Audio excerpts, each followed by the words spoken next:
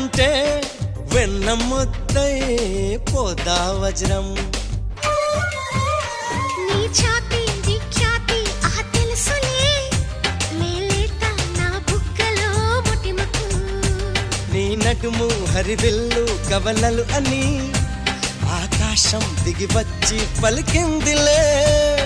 చిచ్చర పిడుగై చొచ్చుకుపోతే చిచ్చర పిడుగై చొచ్చుకుపోతే పచ్చని ఆకై విచ్చుకుపోతా. తను నా నెమలి కన్నోడా నా నమిలే చూపోడా.